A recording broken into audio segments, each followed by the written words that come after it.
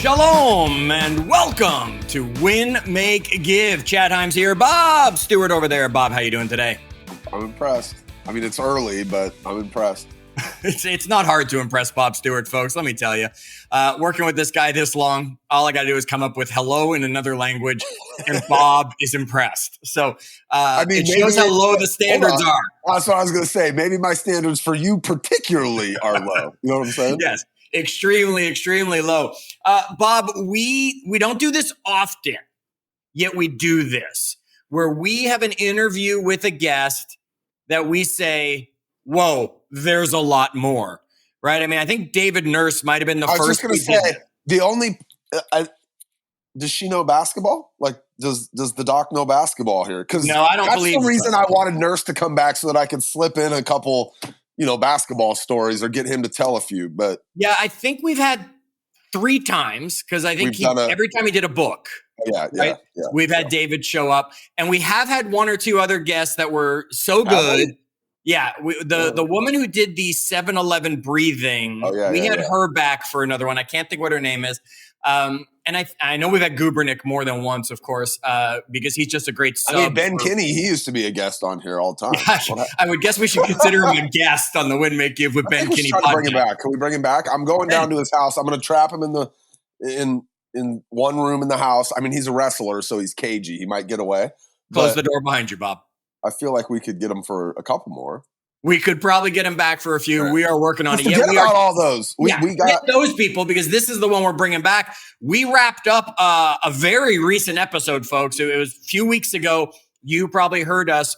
We talked with Dr. Laura Gallaher, and we were going over the quadrants with self-improvement, and we were talking about how bad Bob's life is.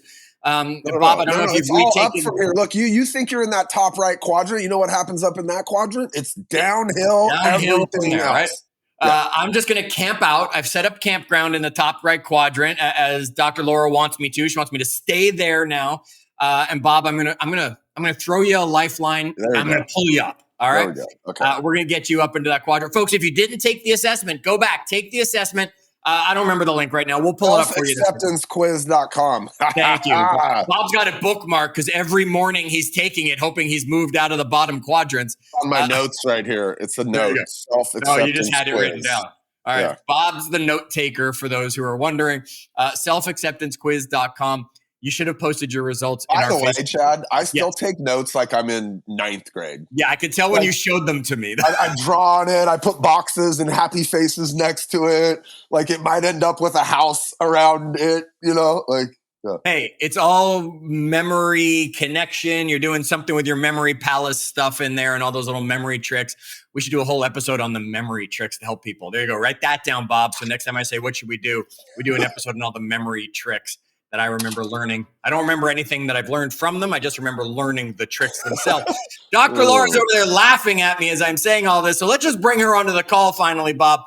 And let's welcome back to the Win, Make, Give podcast, Dr. Laura Gallaher. Doc, welcome back. Thank you so much. I'm excited to be here again. We're excited to have you back. Not everybody listened to the last episode. I don't know why they wouldn't, right? I don't know either. Scroll back because then you'll get half the jokes we're making right now. For those who haven't, and this might be the first time they're listening to us, or at least since you've joined, please reintroduce yourself to our audience. Happy to. So my name is Dr. Laura Gallaher, and there's plenty that I could say about who I am, but what I think is probably relevant to our conversation today is that I'm an organizational psychologist. So that's really, psychology is all about understanding, explaining, and predicting behavior. Organizational psychology says, cool, how do we do that in the context of the workplace? So how do we better understand what motivates people? How do we better understand teams, leadership, all that kind of stuff?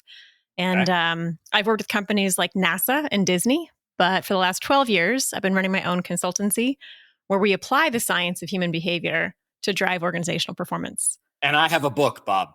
Just a book once again. I have a signed book. I'm looking at a book on a website. I can see the cover of the book. I know what the cover looks like. Yeah. Now, before Bob jumps in, because he immediately, as soon as we finished recording, was like, whoa, that was it? Chad, you called time on that one? I still have these questions I want to get into. Before I let Bob open it up with where we're going, during your introduction right there, you said there's a lot I could probably say yet what I think is applicable. All right, forget what's applicable.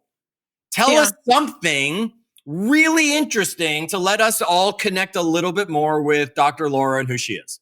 A little more interesting. I mean, okay, so I was trying to remember exactly how I introduced myself last time. I think I got really weird right away. You did, yeah. Got a little bit out there. So I you were was like sharing, a bean floating in space across time. You were kind of like, how do we talk to this person?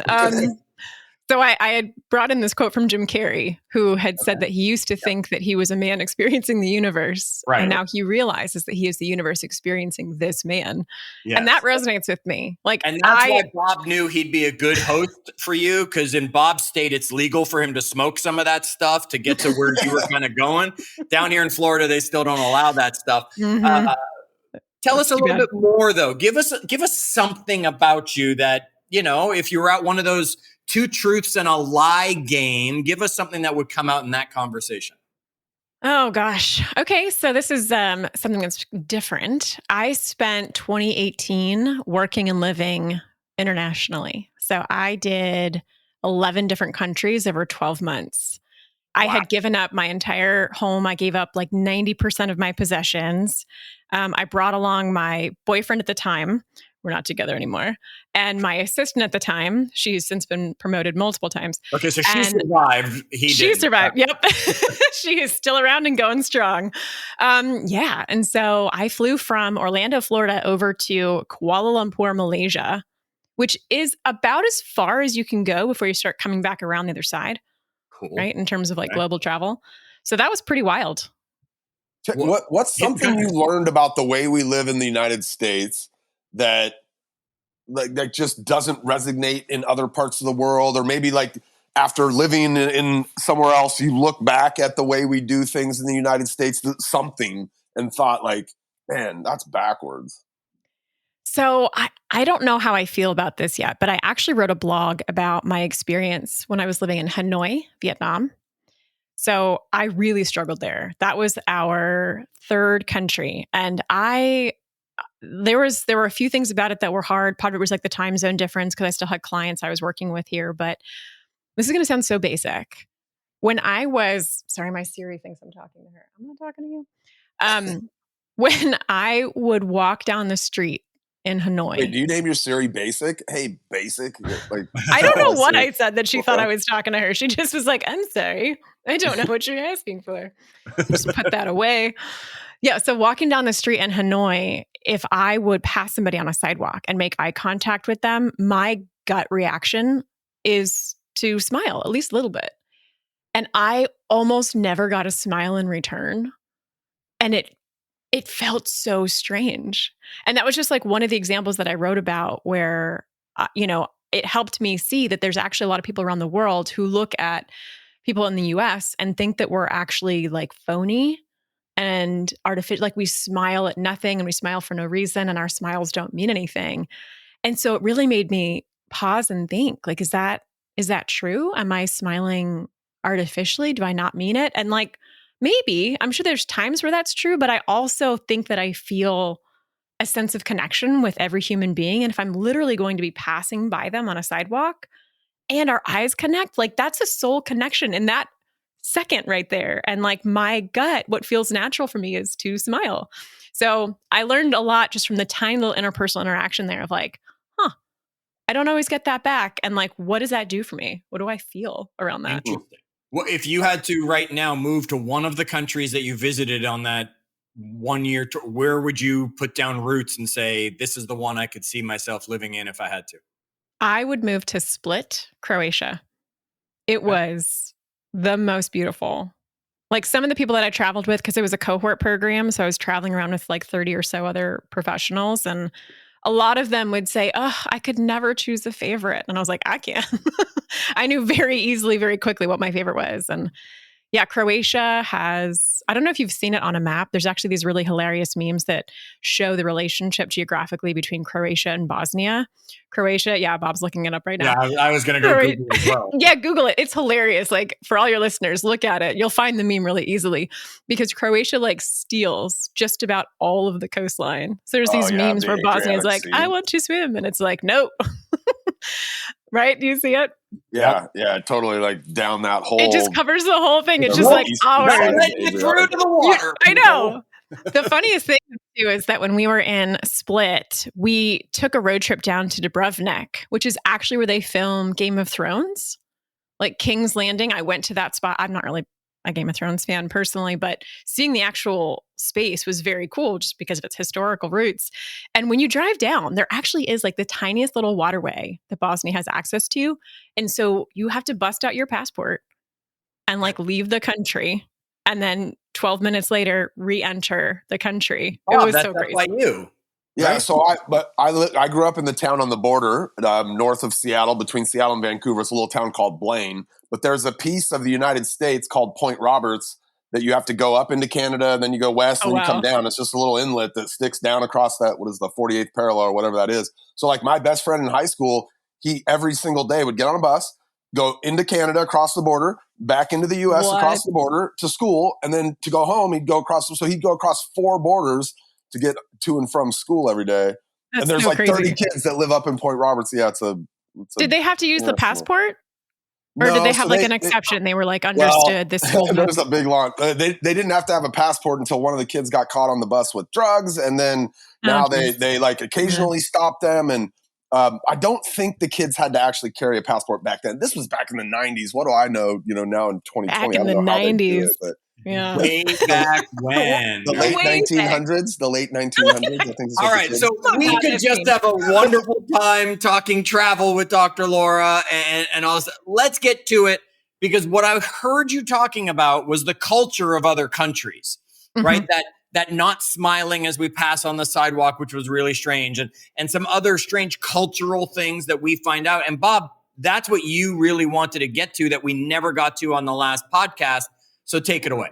Well, I want to talk about creating a culture of accountability. And I think, you've worked with inside of, like, just say NASA and other organizations as well. But so we work in an industry. This is Chad knows, and our anybody that my mom and Chad's mom, who's our regular listeners, they know that we work inside of an industry that's full of essentially 1099 employees. Like the majority of the revenue in one of our major companies comes from independent contractors, 1099 employees who are accountable really to themselves and their family. But like as business owners, a lot of our business owners show up and they have independent contractors working for them. And so I'm fascinated by the idea of accountability, especially in environments, maybe not at NASA. And I don't know how much of it's independent contractors versus W-2 employees, but like where you can't say you got to be with your butt in the seat from 8 to 5, right? You're like, it's a sales job essentially. And they need to be self-motivated. They need to they need to be accountable humans. A lot of times we'll talk about like, even just don't get into business with unaccountable people. You can't even make them accountable. But so I guess my overarching question and where I want to start is, how do you create a culture of accountability? Like when you don't necessarily have every lever you could pull, like NASA might have to pull, where I could just straight up fire somebody because they're not doing their job. For sure. But okay, I mean, have you seen the movie Office Space?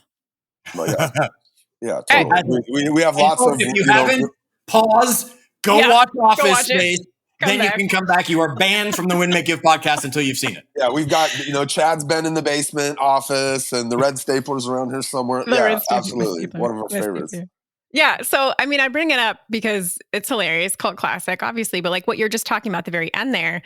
Okay, so let's say that I do have the ability to fire somebody, or I do have the supposed authority to say like ass in seat 8 to 5.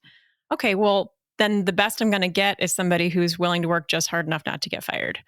Yep. Right? Which is like a paraphrase version of Peter's quote there when he's talking to the Bobs. And I love it because it's so true. And unfortunately, when people talk about accountability, far too often, they're actually pulling on threads of fear and blame. So like the whole idea of holding somebody accountable, I don't know if it's controversial, but my viewpoint is you can't. You cannot hold somebody accountable. All you can do, I mean, you can put consequences in place, sure. Like if you fire somebody, are they accountable now? I would say absolutely not. They're still not accountable. A consequence has been levied. Okay, great. But true accountability only comes from one place, and that's from within. So when you have a culture of accountability, it's not about holding people accountable. It's about how do we inspire accountability in other people. And so it's go ahead. Very interpersonal. Yeah, go ahead. No, I was going to say, I think that too many people hear the word accountability and think the definition of it is consequences. Yes. Right? I think that's the biggest challenge with accountability is we all immediately think, oh, accountability means there's a punishment waiting at the end of it. Whereas accountability to me is, right, I'm going to put it out there that I'm going to do this and then I'm going to go do this because I just told all of you I'm going to do this.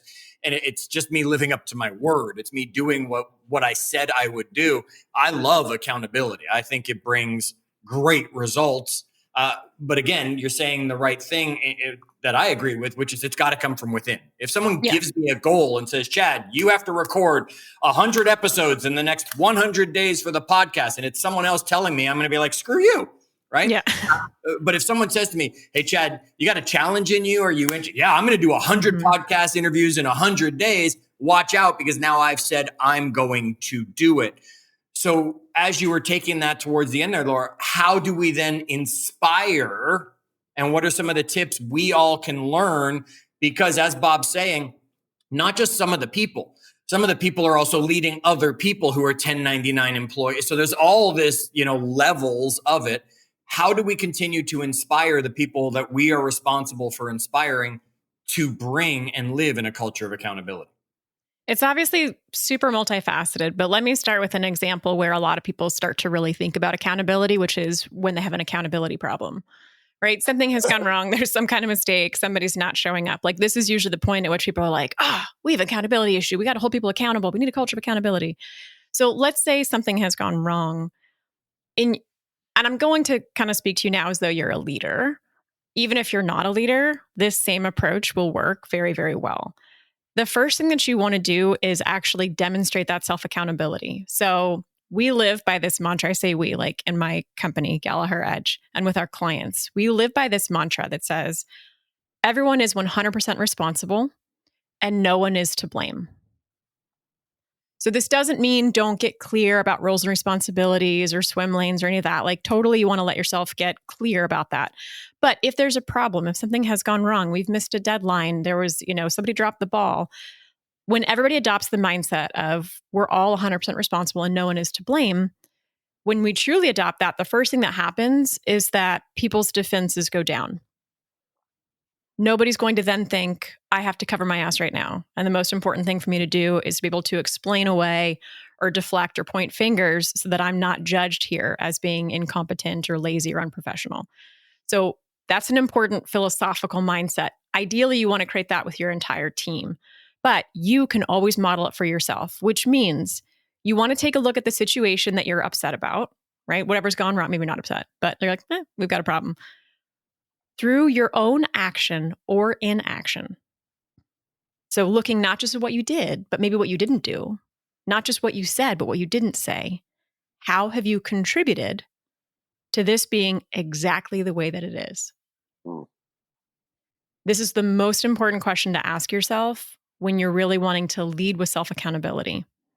And unless you're really stubborn or really self-deceived or just really low self-acceptance in that moment, you're going to be able to find things that you did or didn't do to contribute to what's happened. Now, when I'm approaching somebody and I want to have a conversation so that we can problem solve, I want to lead with all those things. I actually want to start by explaining, hey, it looks to me like this is a problem that we want to figure out together, we want to solve. I was thinking about my part in it. Here are a couple of things that I think I probably could have done differently leading up to this that would have potentially made a difference. Now, this is actually kind of vulnerable, but another one of our favorite mantras is vulnerability is courageous and courage is contagious. So when you lead with this, that kind of self-accountability, even before you ask, they are probably going to jump in with the things that they realize they could have done or could have said that would have also made a difference. And so you set a tone, you set a vibe for everybody that says, hey, if we're all focused on our own contribution here to the problem, and nobody is doing the finger pointing thing, defenses stay down, which means the information flows much better. And then we can figure out what actually happened. So when we make new agreements, we're truly solving the problem versus trying to solve it in a really defensive environment where people are blaming each other and they're trying to cover up their mistakes. And you can kind of only try to make agreements based on what people are willing to admit. So on the interpersonal level, that's usually where we like to hit home first and foremost is lead with self-accountability and focus on contribution rather than blame. I love that. I mean, we often say, like, where is my DNA on this thing? Yep. Is that what you were thinking, Chad? Like, absolutely, 100%. I love that. Yeah. I mean, most of the time, it's also, Bob, on that, right? The comment that if you're pointing accusingly at somebody, which I love doing this one in a speaking opportunity. If you're pointing accusingly at somebody, 3 of the fingers are pointing right back at you, right? So when I'm saying, hey, Bob, this is your fault, right? 3 of those fingers. That's why I point like this, Chad. That's what my wife does now. That's what Edith does. She'll come up to me and she'll be like, you have a problem, right? With the hand wide open, like shooting you with the electric things. He's like, I'm like, it's all you, Chad. I wish your listeners could see you both right now and how silly you look trying to point with your whole hands. It's awesome. Yes, but you're right. But 100%, I think what Dr. Laura was just going over is where's your DNA in this? And then being vulnerable enough to be able to not only know where it is, but be able to lead the conversation by sharing where it is. Because then you create that bond with that other person of saying, look, I'm coming to you from this. I messed this up. I dropped the ball on this. And they'll probably, as she said, it was contagious. I love that little saying, right? And then they'll probably return that. Okay, so now guards are down. It's easier for us to move on instead of in the back of my mind going, why doesn't Bob take any ownership and responsibility? Because he's really the problem. Right. Yes. Yeah. And what you're saying is so important there, Chad, too, because so we actually have this structured exercise that we'll do with our clients often. We've done it internally as a team as well. It's just very simple. We call it the accountability circle. And we have a clear, like, hey, we all agree this is a problem. We don't spend a lot of time trying to go, is this the ultimate root cause of the problem? It's just whatever. It's a problem. We agree it's a problem that has occurred. And we all go around answering the question, how did you collude in preventing a solution to the problem? So that's, there's kind of a lot wrapped up in that question, but how did you collude in preventing a solution to the problem? So collusion meaning, again, through action, inaction, something you said, didn't say. And everybody answers that question just, of course, for themselves. And then I'm going to ask the next person, they answer it. I say thank you every time because they're being vulnerable. So I want to honor that. But we don't just go around once. We go around multiple times. And it's so funny. Like my clients will look at me like, are we done yet? Is that it? And I'm like, no, keep going, because there's almost always more. And some of the deepest and most profound stuff comes out when you keep going. And one of my favorite things about this exercise is the level of trust that forms or builds or strengthens between the team members. Because if I've been sitting here going like, but Chad didn't do that thing. And then I hear you, Chad, say, you know what? I think one thing that I could have done differently was X. And I'm like, oh my God, that in that moment, it's like that moment when somebody cuts you off driving, but then they do the sorry wave and you go from feeling like frustrated to like, oh, it's okay. Right? Like that wave of accountability. With me, Bob, because I don't know that moment. No. I know what you're talking about. Like, right? I let you, like you got in there. Go ahead. Like, I'm actually wait for the wave. I'm mad if they don't do it. Yeah, I'm like, okay, right? go ahead, wave. Okay. You're fine. Now we're good. Yeah. So we've got, where's our DNA on this, right? And being vulnerable and sharing. You've got the opening up with, okay, where did you collude to prevent or, along the way? Where do we keep going from this? Because I can see a culture absolutely joining where people are going to be. Can I interject something before you go down that, and maybe you'll tell me I'm off track? Or so we talk about the fiduciary responsibilities of a leader, and so I think like in order for people to be accountable, or for me to be looking at my team and thinking, are they accountable? Or we have that, like everybody has to really be dialed in on what the expectations are, right? Like what am I being accountable to? What am I showing up every day and doing? It does setting like expectations? Do I need to reiterate them? Is that a part of creating accountability? Is that everybody like kind of has an understanding of what they're being accountable to? Yeah, it's absolutely huge. And, we have actually like this DRIVE model of accountability as an acronym to help people really think this through. And defining expectations is the first part. That's the D. So defining expectations. Hang on, Bob's writing. Bob's got that. Write it down. Give it a little house to live in. Chimney. So yeah, defining expectations is huge. And it's far too common for us to lack enough specificity in those expectations. I mean, a lot of the time when accountability feels like it's falling short, it's not actually because people are lazy and unmotivated. It's because they didn't understand what the expectations were. And that's also really important to consider. If you do feel like you have an accountability problem or you want to increase it, it's very useful to assume positive intent, right? Instead of vilifying somebody or trying to label them as unprofessional or lazy or self-interested or whatever, just give them the benefit of the doubt. Hey, maybe they just didn't fully understand the expectations. Perhaps I could have explained it better, right? All the self-accountability. So that's huge. Defining expectations. The R is for reviewing thoroughly. And that's where you're really working to get to that level of specificity that's so important. Now, the I is also a step that's often missed, which is invite openness. So if I am working to set expectations with my team, whether they're W-2 or 1099, because I have both on my team, inviting openness is where I shift into listening mode. And I am looking to see a whole bunch of stuff right now. A, do they understand? Can they actually articulate back the expectations in a way that I feel like they actually have heard it? But it's not just about the what, it's all the details that follow from then. It's, are we clear about what the format is? Do you feel confident in your ability to do this? Do you have the resources that you need? And so what I'm looking to do is surface any resistance from the very beginning. Because if there's resistance later on, it's just going to get in the way of the actual execution or implementation of whatever it is we've supposedly decided upon. So inviting openness, and this gets a little bit touchy-feely maybe, but like, pay attention to your gut. You're talking to somebody and you're asking them how this feels for them. Are they committed to it? Like, check your own body's reaction to whatever they say or do in that moment. Because if they're like, yeah, I think we should be fine. There's something, and they may not even know what they're hesitating about. Like they may have just a little bit of hesitation that they haven't brought to their own surface yet. So that's what the invite openness is about. Critical step. And this requires leaders to listen non-defensively. So you don't want to listen to respond. You don't want to listen in order to just tell them that they're wrong. It's so hard in this step, I think, especially if you're bringing somebody into a culture that you believe is pretty rock solid, and now they're showing doubt about the thing you've built, and you're just ready to like quash that doubt, right? You're like, okay, oh, no, we do that. Right? You'll be fine there, right? Like I think that would be. I can see how that's really hard.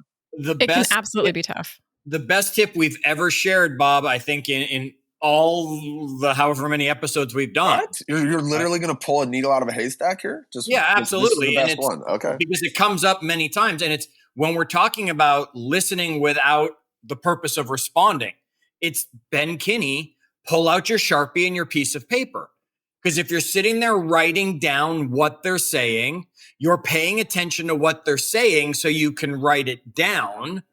And then you have to stop and even think before you respond. And here's what he does so well. In that amount of time, you've probably started talking again already, the other person. So he's just back to writing it down. And you feel heard as a person because he's sitting there and he's writing. He's not taking notes.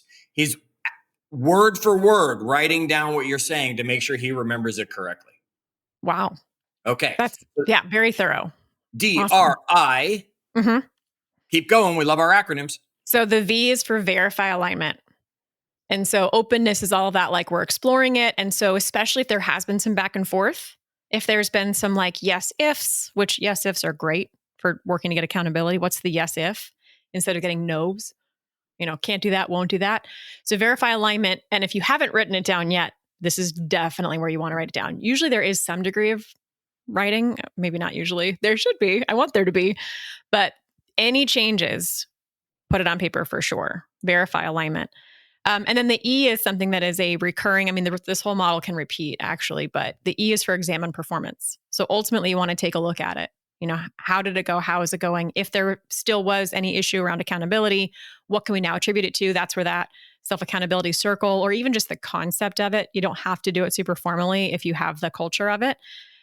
You want to come back around and say, okay, so what was my contribution? Where's my DNA on it?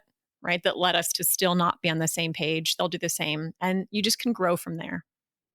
All right. What do you do? I think we all agreed, like, we can't make people accountable. Are we just firing fast? Like, because we do hire these people. They come into our world. They join our team. What do we do when we just run into somebody unaccountable? We just got to get rid of them, or can we work with them? Should we even try? I mean, I love, any advice that rhymes is probably true, right? So I love get curious, not furious. At least as a starting point. I mean, I've definitely heard, hire slow, fire fast. And I think that there's some truth in that. I wouldn't call myself like, bleeding heart when it comes to somebody that's not performing on the team. Like, get rid of them if they're not performing. But I would invite leaders, especially if they're having a hard time keeping a culture of accountability across multiple employees or team members. Get curious. Just try to find out what's going on for that person. Sometimes what's going on for them has nothing to do with work, but it's still a performance issue. And like, you're still entitled to pull somebody in who's going to get the job done. But maybe there's something else that is more in your sphere of control as a leader that you can shift around. Maybe the job isn't quite what they expected, or they have a huge area of self-doubt that's impeding their performance, or there's some kind of conflict going on between team members that if that were resolved, then performance would go back up. So I would say always start with curiosity and see what you can learn. But I do think that when you can find somebody who leads with accountability, and this is great for hiring, do whatever you can to hire somebody who is willing to be vulnerable, willing to talk about areas where they've screwed up. You don't want somebody that's going to give that BS answer to, what is your weakness, or tell me about a time that you screwed something up. I'm so dedicated to what I do that so much. I lose so much focus on my own life to give so much to my, bullshit, right? I know. We're not hiring you, right? But that's asking those questions like, hey, tell me about the top 3 failures you've had in your life and what you've learned from them. Now you're going to see if people are going to be vulnerable, get into it. And you're not just asking for that obvious one. Right? Chad, it's why I like the way Ben actually interviews somebody that's going to come into our world. It's not a sit down interview. He goes and spends a day with them. Like he spends an entire day and gets to know somebody. And I've been in so many interviews are weird. I don't like them. I ask people's questions and I already know the answer I'm going to get, or I've heard 10 variations of that answer. Yeah, I like the way that. Interviews are horrible. That's where if I'm ever going to interview for a job, I want to do it at Google, because they ask you questions like, if you were a color, what color would you be on a rainy day? And it's like, I don't even know what possible answer you're looking for, so I don't care. Yet tell me somebody who goes on an interview and doesn't answer the question with what they think the person's looking for. That's when you go spend a day with someone. That's when you're asking those challenging questions or weird ones that'll sometimes bring you more insight to somebody. I want to go all the way back, Laura. You talk. We have to inspire them to become accountable, right? Yeah. Some wording like that was in there. Yeah. I don't. Right. We can't motivate people. People say it all the time. Oh, I need a motivational talk, or someone needs to motivate me. We can only motivate ourselves, right? We can inspire other people. So how do you inspire accountability in someone? This is amazing stuff on how to build that culture. But now, how do I go inspire that person to be accountable, stay accountable, live an accountable life so that others have it as well, other than I just do it myself and they see me and they see. Hold on. Other than, that's the number one way to do it. Number one. I'm saying, other than the obvious answer, I think, which is you go do it.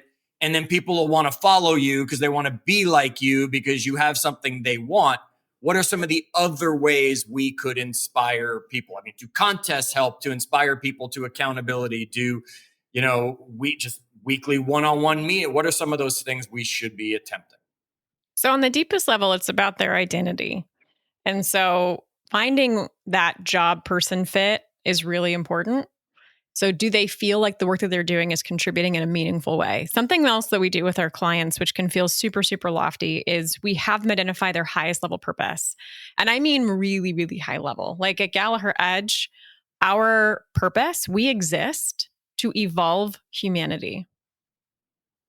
That is one of the loftiest, right, that you could probably say, but like it's genuinely inspiring to me. I genuinely believe that when we are working with people to help them become more self-aware, more self-accepting, we are literally changing their brains. We are changing human dynamics in a huge way. We are creating organizations and cultures where people really want to be. They feel better about who they are because they work there. Like I actually believe that this is contributing to the positive evolution of our species. And that should be your tagline right on your website. I'm looking at it and it does not say that. Yeah, no, you think so? Fix that. It should say okay, that. That's good to know. I mean, that's kind of like for us, like that's our thing. But yeah, I think the website says like from chaos to cohesion. Yes. Because, there's a lot of chaos in organizations, especially when they're growing really quickly and the cohesion gets lost. I'm not saying the website's not got a great message, but that's the message that it shouldn't be an internal message. It should be an outward message because put it out there. Who would want to be involved in a vision like that to help them get where they're going? And you know what? If they don't want to be involved in it, they're probably not our client. Like they're not going to pick up what we're putting down. They don't care about the chaos or cohesion. Yeah, whatever, right? So like when it comes to inspiring accountability, besides just modeling self-accountability yourself, the inspiring really comes from like who is this person? And so like who am I? So a lot of it is how do they feel about themselves when they're in your presence? And so something else that feels extremely rudimentary because we've all heard it before, but I would challenge anybody listening like, well, how often do you really do it? Especially when you start to notice an accountability problem, is offering very genuine appreciation for who somebody is. Because people who feel appreciated will always do more than what's expected. Bob, you're the best co-host I could have ever have asked for. I'm still not going to come up with a topic for next week, Chad. I'm sorry. You're going to have to do that still. Won't be able to do that. Yeah, it has to be authentic. I don't know if I mentioned that part, Chad. Sorry. There it was. I'll work on that later. Yeah. So, it can be like whatever your role is in the organization, you might be, working in the accounting department. NASA was a great example. That's actually right. I spent 8 years working there, and go back to the days of Apollo. You asked the janitor, like there's a famous story about center director asking the janitor, like, what do you do here? What's your job? And he says, I'm putting a man on the moon.